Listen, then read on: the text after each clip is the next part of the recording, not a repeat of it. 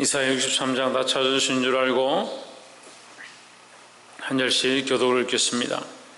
에돔에서 오며 홍해를 잇고 보스라에서 오는 자가 누구뇨?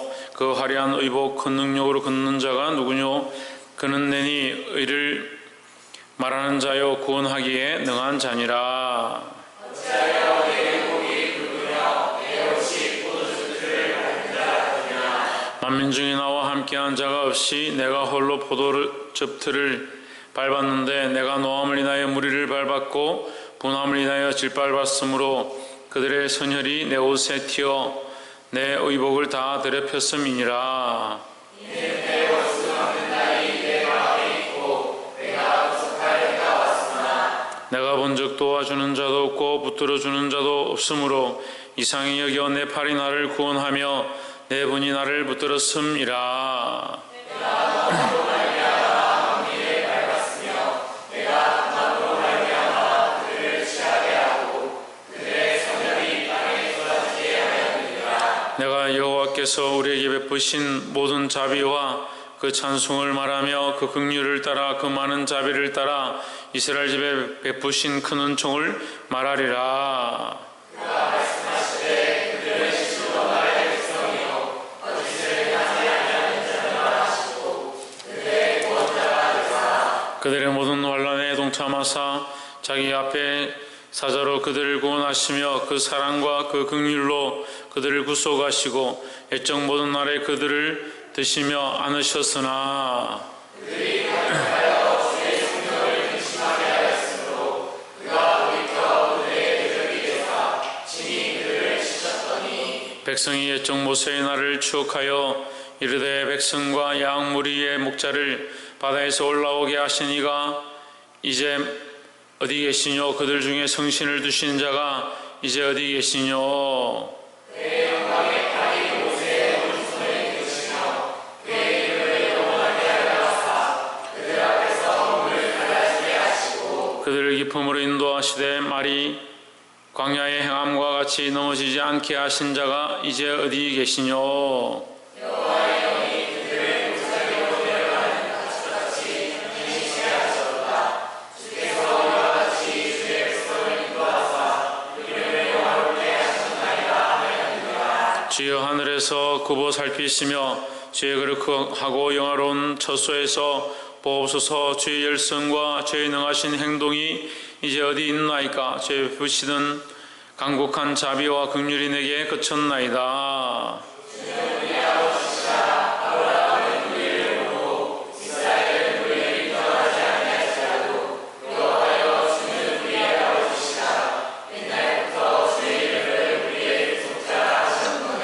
여호와여 어찌하여 우리로 주의 길에서 떠나게 하시며 우리의 마음을 강팍해 하사 주를 경외하지 않게 하시냐이까?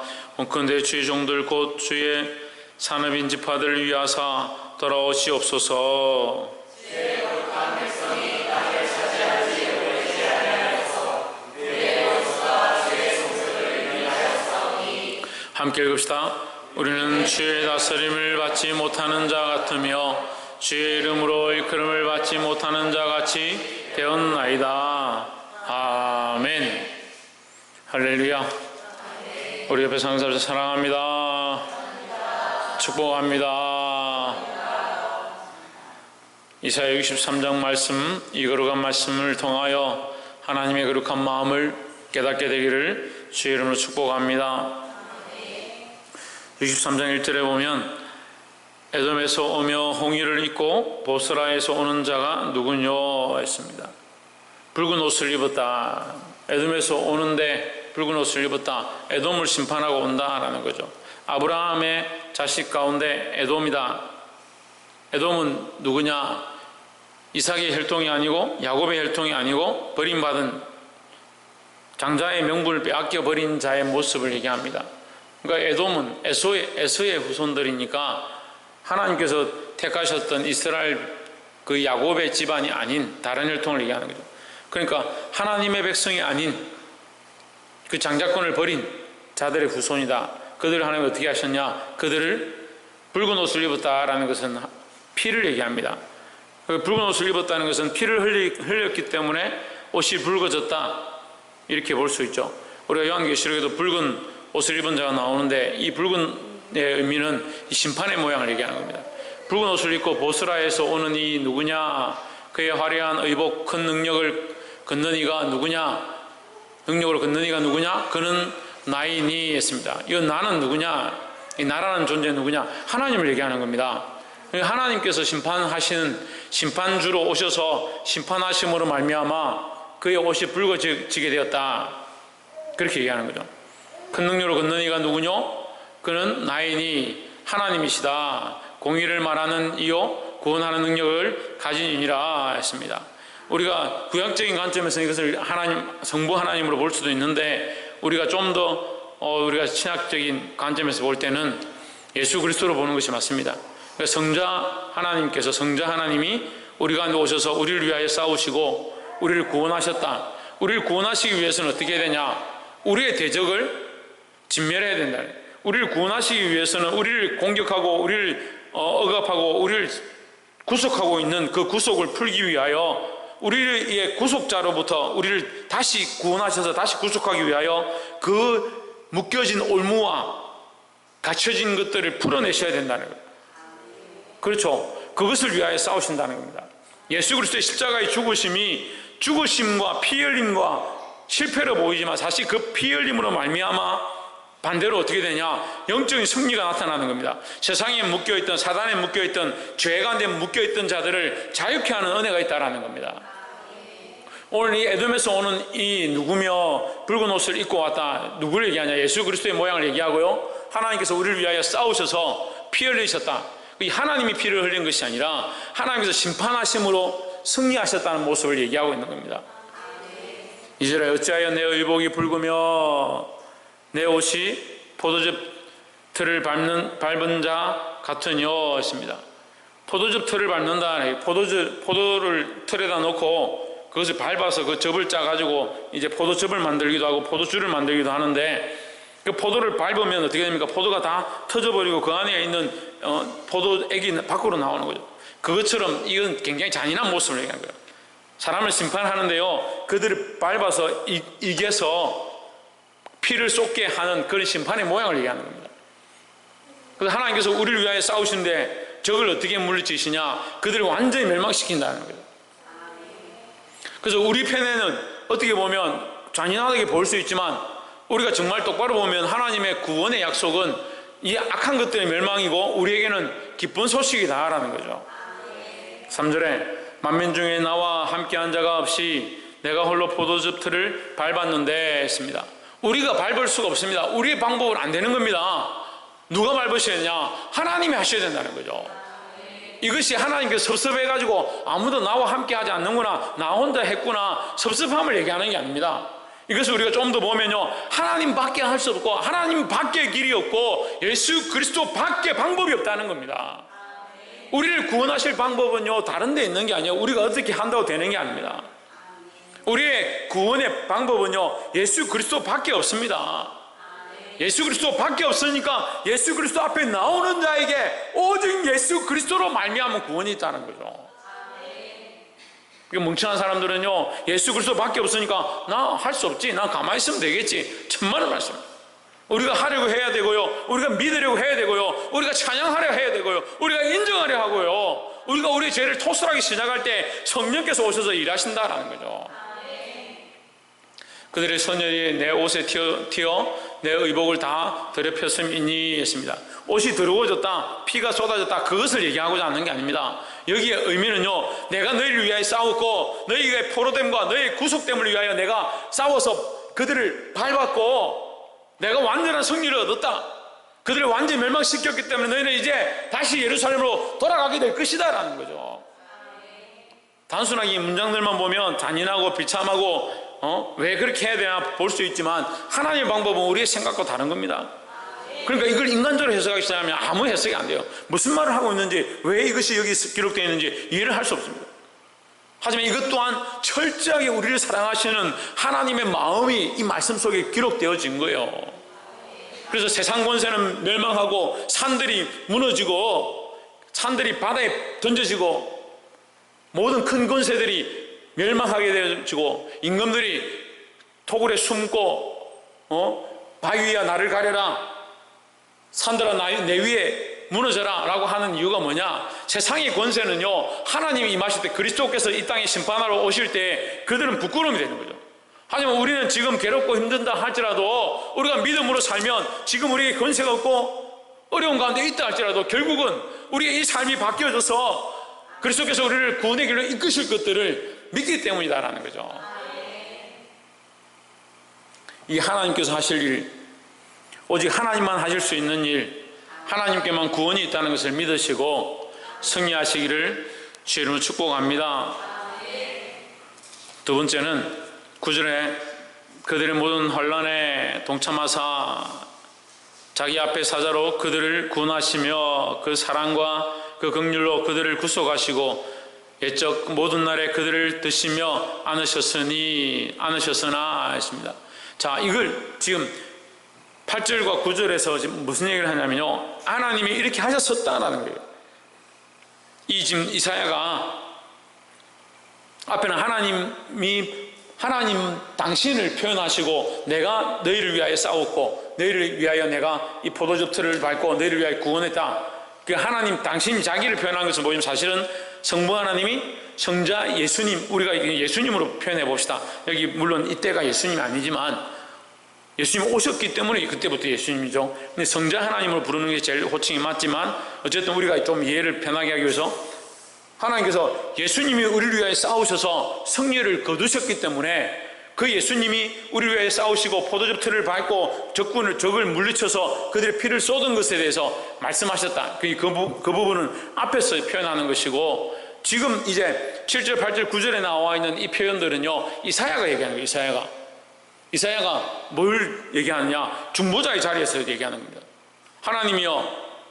하나님께서 우리를 위하여 이전에는 싸우셨고, 우리를 위하여 그들의 모든 환난에 동참하시고 그들의 고통 가운데 함께 하셨고, 그들을 버리지 않으셨고, 자기 앞에 사자로 하여금 그들을 구원하시고, 그의 사랑, 하나님의 사랑을, 또한 하나님의 자비를, 그 백성을 구원하시고 옛적 모든 날에 그들을 드시고 안으셨습니다. 하나님께서 그렇게 하셨지 않습니까? 얘기를 하는 거죠. 지금 이스라엘 백성은 여러분 계속 기억해야 되는 게 어떤 상태입니까? 바벨론의 포로로 잡혀가 있는 상태입니다. 아무 소망이 없는 상태예요. 지금 우리는 계속 말씀 가운데 하나님께서 희망을 보여주시지만 지금 당장 희망이 눈앞에 다가온 게 아니에요. 말씀으로 계속 되어지고 있는, 예언으로 계속 그들에게 들려질 뿐이죠. 그러니까 지금 본문에서도 그들에게 당장 그 구원이 없는 상태니까 그들이 고통 가운데 여전히 있는 겁니다. 그들이 희망의 메시지를 주고 있지만 그들은 계속 괴로운 겁니다. 그러니까 이사야는 백성들에게는 희망을 외치고 하나님께서 구원하여 주실 것이다, 너희를 살릴 것이다 외치고 나서 돌아서서 하나님께는 어떻게 하냐? 하나님이여 기억하여 주시옵소서. 이전에 이스라엘 백성이 그 애굽에 포로되었을 때 하나님의 은혜로 그들을 사랑하셨고 보호하셨고 그들을 인도하셨고 그 바다를 건너게 하셨던 그 은혜, 그 인애, 그 자비하심을 잊지 말아 주십시오. 그걸 기억해 주십시오. 그 얘기하는 거예요. 10절에 그들이 반역하여 주의 성령을 근심하게 하였으므로 그가 돌이켜 그들의 대적이 되사 친히 그들을 치셨더니 했습니다. 자, 여기서요 이사야가 얘기할 때 이 말이 굉장히 중요한 거예요.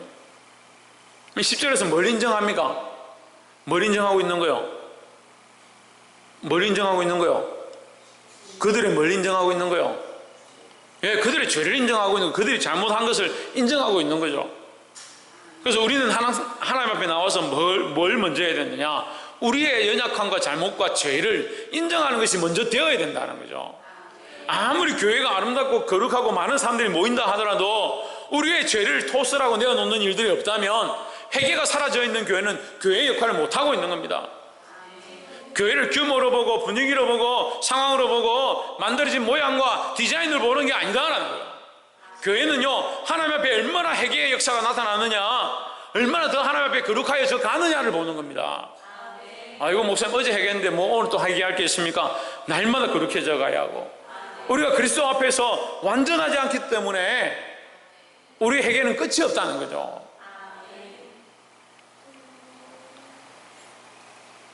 근데 왜 회개를 잘 하지 않느냐? 그게 자기 기준이 있었습니다. 자기 기준이. 자기 기준이 서 있거든요. 아, 나 이 정도 하면 되지. 도덕적으로 내가 이 정도 했는데 내가 그렇게 뭐 큰 잘못을 한 게 있느냐? 자기 기준을 가진 겁니다. 우리가 누구의 기준을 가져야 합니까? 예, 예수 그리스도의 기준을 가져야 합니다. 우리 기준이 하나님 되어야 되고요, 예수 그리스도가 되어야 하고요, 우리 기준이 말씀이 되어야 하는데 그걸 어떻게 해요? 내가 측량할 수 있냐는 거예요. 자기 자꾸 측량하니까 내가 이 정도 했으니까 됐지, 내가 이 정도 했으면 됐지 라고 생각하는 겁니다. 죄책감 안에서 사로잡혀가지고 늘 나는 아이고 안 돼, 가능성이 없어, 불가능해 라고 하고 살아라는 얘기가 아니에요. 그 얘기가 아니에요. 죄책감 안에 사로잡혀 살아라는 얘기가 아니에요. 하지만 우리가 알 건 알아야 되잖아요. 내가 죄인이고 주의 은혜로 지금 나와 있고 하나님의 은혜와 자비하심이 아니면 내가 하나님 앞에 감히 하나님의 이름을 부를 수도 없는 그런 존재인 자체를 알아야 된다, 기억해야 된다는 거죠. 그래서 나는 죄인이야, 할 수 없어, 가능성이 없어, 아니에요. 그걸 얘기하는 게 아니라 우리가 죄인이지만 그리스도의 은혜로 말미암아 우리가 구원을 얻었고 하나님을 부를 수 있으니까 이게 하나님의 사랑이다, 하나님의 자비하심이다, 그걸 기억하는 겁니다. 그들이 반역하여 주의 성령을 근심하게 하였으므로 그가 돌이켜 그들의 대적이 되사 친히 그들을 치셨더니 했습니다. 하나님이 이스라엘의 대적이 되셔서 그들을 치셨다. 근데 그 바로 앞절이 뭐랍니까? 그들을 안으시고 그들을 보호하시고 그들을 사랑한다 했는데 바로 그들을 치셨다. 왜? 거기 중간에 뭐가 있느냐? 그들의 죄로 말미암아, 죄로 말미암아, 그들의 반역으로 말미암아, 그들의 배반함으로 말미암아. 그 죄는 뭐예요? 결국 하나님을 배반하는 거예요. 배반하는 거예요. 배반해서 교회를 떠났다는 게 아니고 하나님이 원하시는 마음에서 떠나 있다. 하나님이 기뻐하시는 마음에서 떠나 있고 내가 하고 싶은 것과 내가 사랑하는 것, 내가 의지했던 것으로 자꾸 돌아가는 것, 그게 반역의 모양이라는 거예요. 우리는 날마다 뭘 해야 되냐? 하나님 앞에 돌이키는 훈련들을 내가 이 정도면 됐지, 천만의 말씀이면 계속 돌이켜야 돼. 죄책 가운데, 다시 말하지만 죄책감 가운데 사로잡혀서 나는 안 돼, 나는 할 수 없어, 그건 마귀가 주는 마음이고, 나는 죄인이고 가능성이 없지만 하나님의 은혜로만 되는구나, 그리스도의 사랑으로만 되는구나, 그걸 계속해서 인정하는 거예요. 그걸 계속해서 인정하면 어떻게 하겠습니까? 더 하나님을 의지하고요, 더 그리스도를 의지하고요, 더 하나님 앞에 가까이 갈 수밖에 없다는 거죠. 그 초점들이 흐려지는 사람들, 그런 사람들이 있습니다. 초점들이 흐려지는 사람. 처음에 신앙생활 할 때는 정말 하나님 은혜가 아니면 우리는 안 된다, 그렇게 시작합니다. 그 시간들이 좀 지나고 은혜를 좀 받고 좀 믿음으로 좀 자라면요, 그거 잊어버립니다. 그 다니긴 다니는데 처음에 가졌던 그 신앙을 잊어버리고, 내가 교회 뭐 집사니까, 내가 권사니까, 내가 장로니까, 내가 원래 왔으니까, 습관을 따라 내가 안 오면 안 되니까, 우리 가족들이 다 나가니까 내가 안 가면 사람들이 뭐라 하겠냐, 그렇게 신앙생활 하는 거예요. 그게 무슨 사는 거예요? 살았다는 이름은 있는 거지, 사는 거예요 그게. 그래서 그런 모습을 하나님 지금 오늘 이 본문에 얘기하는 겁니다. 그들이 반역하여 주의 성령을 근심하게 하였으므로, 이게 지금 이 모습이에요. 하나님의 첫사랑, 하나님이 우리를 안으셨고 우리를 품으셨고 우리를 긍휼을 주셨고 인내하셨고 사랑하셨던 그 사랑을 우리가 자꾸 잊어가는, 그걸 잊어가는 거예요. 하나님이 우리를 배반하고 우리를 반역하고 우리를 버리신 게 아니고 그들이 반역하고 주의 성령을 근심케 하고,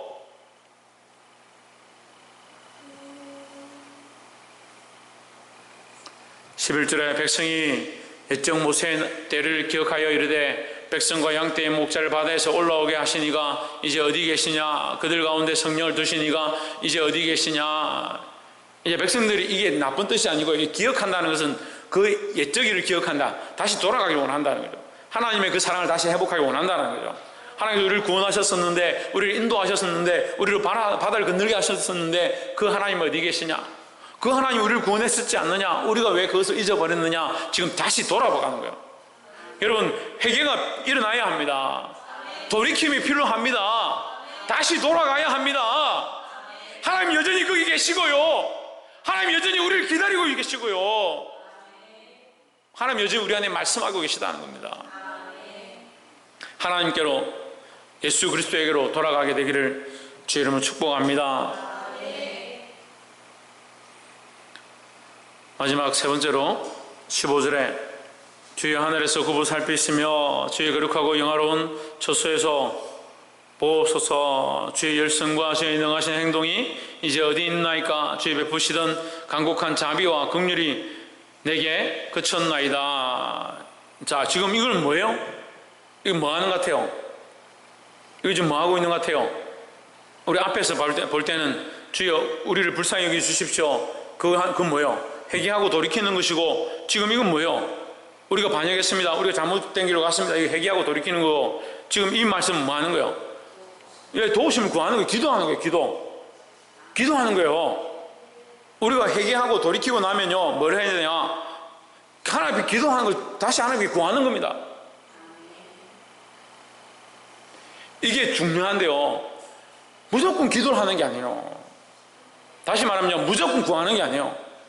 우리에게 구해야 될 것들이 있습니다. 생명에 대한 건, 영혼에 대한 건, 그게 하나님 뜻인 줄 알아서 늘 기도하죠. 근데 그걸 우선적으로 할 게 아니라 먼저 뭘 하냐? 자기를 돌아보는 겁니다. 내가 하나님께 더 가까이 가고 있는가? 내 초점이 더 하나님께 맞춰주고 있는가? 하나님 원하신 대로 내가 나아가고 있는가? 그걸 먼저 점검하는 겁니다. 그걸 점검하고 나서 하나님 나를 바른 길로 인도하시고 하나님의 뜻에 맞춰주시고 하나님의 첫사랑을 회복하게 해주십시오. 그렇게 하고 나서 뭘 구하냐? 기도하는 겁니다. 주의 하늘에서 굽어 살피시며 주의 거룩하고 영화로운 처소에서 보옵소서. 주의 열성과 주의 능하신 행동이 이제 어디 있나이까? 이 땅을 불쌍히 여기시고 이 교회 가운데 나왔던 자들이 다시 돌아오게 하시고 그들이 하나님의 사랑과 자비 앞으로 돌아오게 도와주시옵소서. 그걸 기도하기 시작해야 되는 거예요. 우리가 많은 기도들을 하는데요, 뭐가 그쳤느냐? 돌이키고 돌아오고 회복되어지고 인정하고 회개하는 것들은 거쳐져 있고 자꾸 구하는 것들은 계속하고 있는 겁니다. 그래서 의인의 기도는 강구하는 역사가 크다. 왜? 회개하고 돌이킨 자에게 기도가 허락되었다. 우리가 아무리 기도해도요, 죄 가운데 앉아있고 우리 안에 연약함과 음란함과 폐역함들이 여전히 있다면 그건 기도하는 게 아니고 계속 죄를 쏟고 있는 거, 계속 죄를 뱉고 있는 것밖에 안 되는 거예요. 특별히 기도할 줄 아시는 분, 기도하시는 분 여러분, 다시 말씀드리지만 자기 안에 연약한 감정들과 자기가 사랑했던 것들을 붙잡고 기도하면요, 나는 이것을 기도하고 있지만 우리 안에 계속 뭐가 나오냐? 이 연약한 것들이 계속 나옵니다. 여러분, 이거 뿌리 뽑아야 돼요. 그래서 기도하기 시작하는 사람들은요, 따라합시다. 기도하기 시작하는 사람들은요, 여기까지 안 배우는데, 기도하기 시작하는 사람들은 그 안에 이 선뿌리를 뽑아요. 선뿌리를 뽑지 못하면 계속 뭐합니까? 여기 지금 물통이 이렇게 있는데 안에 썬 식물 하나 넣었다 합시다. 그래 그 물을 떠가지고 계속 아이들한테 나눠주면 물이 계속 어때요? 계속 써죠. 그래서 아이고 썼네, 물 버리고 또 물을 부어도 뭐예요? 또 씁니다. 왜? 아직 선뿌리가 이 안에 있으니까. 이걸 걷어내야, 근본적인 문제를 뽑아내어야 이 안에서 생수의 물이 흘러가지요.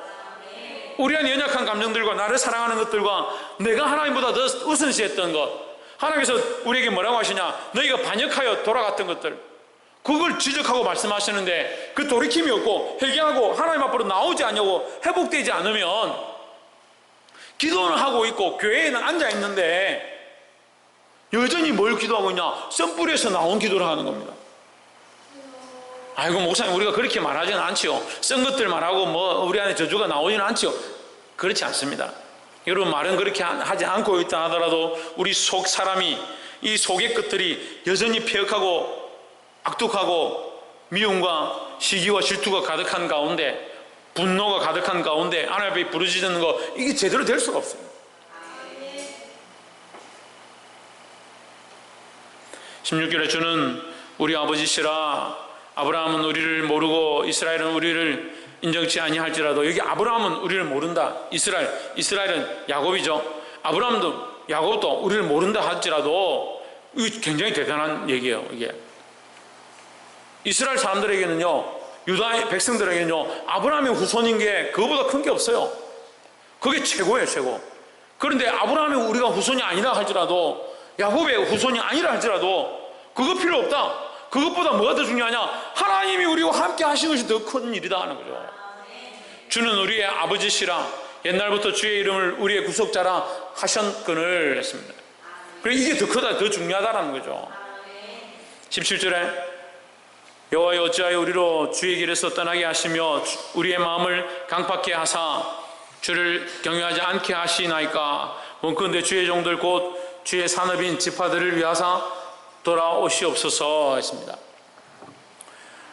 자, 말씀을 맺겠습니다. 이 본문에 보면 우리가 오해할 수 있습니다, 여러분. 그 63장이 조금 어려운데 이게 조금 난해하게 두 번, 세 번 이렇게 돌려있죠, 단어들이. 돌아오시옵소서. 하나님이 뭘 돌아와요? 이 본문만 그냥 읽으면 처음에는 하나님이 피를 막 옷에다 묻혀가지고 적군들 무슨 에돔을 밟아가지고 포도주 틀에 접을 짜듯이 그런 일들을 하고 돌아와서 내가 너희를 다 버렸다. 너희 필요 없다. 그래서 이사야가 정신을 차리고 하나님 돌아오시옵소서 뭐 그렇게 하는 거예요. 하나님 배반한 것 같고 이사야가 중간에 착한 사람이 돼가지고 하나님 돌아오십시오 하는 것처럼 보이지만 그렇지 않아요. 그 얘기가 아니에요. 돌아와야 될 대상은요, 우리죠. 우리가 하나님께로 돌아가야 되죠. 하나님이 돌아오셔야 될 문제가 아니에요. 하나님은, 따라합시다. 하나님은 우리 안에 계십니다. 하나님은 우리와 지금 여전히 함께 계신 거예요. 우리가 하나님 앞에 돌아가고 우리의 마음을 돌이키고 하나님께 맞추면 하나님을 만날 수 있는 거예요. 그래서 우리 안에 뭐가 회복되느냐? 하나님께 돌아오는 거예요. 돌아오는 거.